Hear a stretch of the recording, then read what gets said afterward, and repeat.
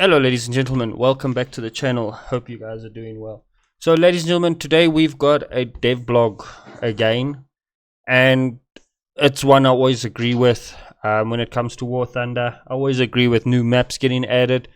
Gaijin map cycling for all the years that I've been covering War Thunder and playing War Thunder pretty sucks, really. They do. Their map design, their map rotation really sucks. So I'm always happy to see new maps come into the game.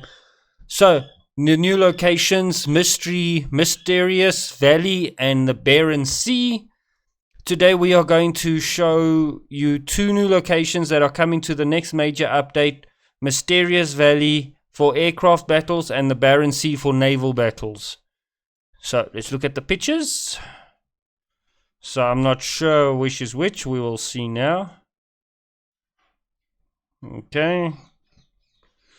Hello pilots, this is the new location. Is set in the mountainous parts of Southeast Asia. A large rock massive is divided by a deep gorge, which is going to be your main landmark situation. Approximately in the middle of this gorge is a hydroelectric power station, which is the main energy source for this area. You will find several towns within the mountains downstream the west of the hydroelectric dam.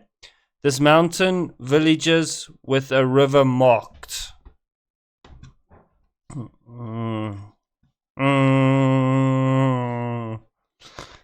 You know what the big problem, and there was another YouTuber, I've got no much teeth for him because he spoke a lot of shit also, but he also spoke some true.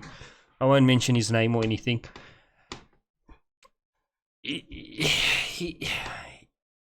said air battles are, it looks like he's an air main guy, and he was like, air battles are just the same, blah blah blah. And yeah, I kind of do agree with him. Air battles are precisely the same. The maps also feel a lot the same to me. There's nothing unique, nothing historical. Maybe I'm seeing it wrong, but it's just nothing major that really attracts the maps to anything. It's just the same old concept, really, over and over. The Gaijins can model a ship, can model an aircraft, a tank, everything, but when it comes to map design, they are pretty shit at it. Really. The main strategic point here is a large spaceport complex in the northern part of the locations, and to the south of the city there is a giant radio telescope reflector, clearly visible in all weather, in any weather, and from any altitude. I don't know. Since we had that space event with the futuristic tanks, we're going a lot with that type of crap now. Spaceports and that. Strategic points. Really, dude? Doesn't Gaijin know how air warfare works? You don't have any strategic points in air combat. You're basically covering for ground forces that are moving, or you're flying in and bombing up targets, softening targets, or destroying something. You, as in the Air Force, don't secure anything. The only thing you secure is the skies over the battlefield. That's why it's called air superiority or air dominance or whatever. That's what you basically do. Further, the Air Force just bombs, flies around, and shoots down other planes out of the sky, and covers the infantry when they need to advance up. So basically, yeah, I don't know. Gaijin's got their shit all misleading. Meet the Bering Sea. We all know the Bering Sea, it's in actual real life. This new location for naval battles is bringing you the harsh north. The designer of this location tried to create a corrective image of the surroundings. I was just going to ask that question after I read this.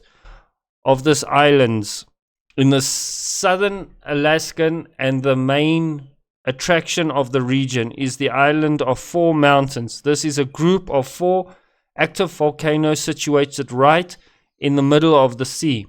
This location has seascape with a decent cover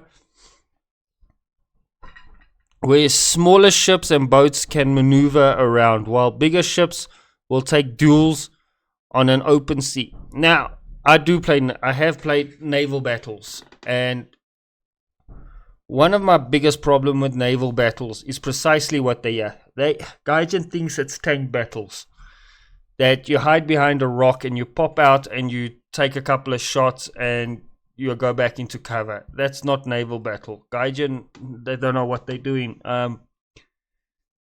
Smaller vessels patrol coastlines and all of that. You got small, medium, and long range. I can't remember precisely the naming for each class. Smaller vessels patrol the coast. Then you got your outer perimeter defense ships, those will be like minesweepers, sub-chasers. And then you got your big ships out at sea.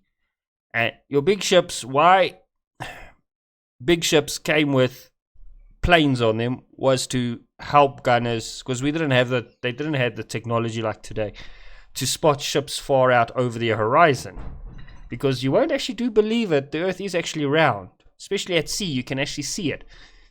So to see over the horizon, they would use planes and relay the messages to the guns, and the guns could get their fire more accurate, same as we would use what's those people that work with the artillery, that spot for the artillery and calling coordinates. That was the seaplane's duty, was to do that and to correct the fire. Bigger ships were never made to hide behind a mountain formation and lob shots over, come out, shoot, and go back in retreat. Small boats, torpedo boats, or coastal patrol boats were never made to hide behind mountain terrain, mountain cliffs, and come out, take a couple of shots with their Bofors or whatever, and lob their torpedoes and then get back into cover. No. They were designed to go quickly, launch their torpedoes, get out. And when it came to anti-ship missiles mounted on them, they would go, when they got into range, they would fire their missiles, do a UE, and get as far back, wait for the missile to hit its target. If it did not, they would turn around and they would make another directional attack. And Gaijin's just got the whole player base screwed up on how it's actually supposed to work. So yeah, I'm not a big fan of Gaijin's naval maps. They don't give a correct, if Gaijin wants to talk about realistic, they don't give a realistic on how maps. I still say naval should be split up into blue water and should have separate maps, separate gameplay. It shouldn't be combined as it is today. It is not right. It's not how it actually went down in history. It's not how it actually worked. But because Gaijin is so worried about top tier, they're screwing over the lower tiers. So yeah, that's basically it, guys. So okay, this is then the Bering Sea. There's the one volcano there. Okay, nothing much further there.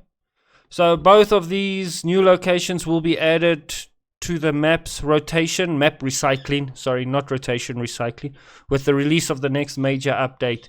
Keep an eye out for more news about the upcoming, what is coming in this update. So far, I've got a name for the update. I think I know what the name is going to be for this update. Ladies and gentlemen, please stay with me. The name is going to be top tier for this update, because everything's top tier. So it's going to be top tier, update top tier, major update top tier. The intro is going to be MiG-29s and Leopards running around, and Abramses and Challengers running around the map. That's basically it. Yeah. So, guys, for me, it's just boring. These dev blogs are getting, when I started doing it, it was fun. It was interesting to see. It's now becoming really boring. You just see the same old shit with these dev blogs over and over and over. It's actually getting to a state of like, is it really worthwhile covering them anymore? I mean, I think that you as the viewers, if I look at the views and that on the channel, are like, oh, fuck, and this is what we need now. Another. So, yeah, it's getting stale, like an old Mari biscuit. Yeah. So, yeah, ladies and gentlemen, I would ask you to hit that like, comment, share, and subscribe, but I don't see the point. But, yeah, keep well, and I'll see you guys in the next one. Goodbye.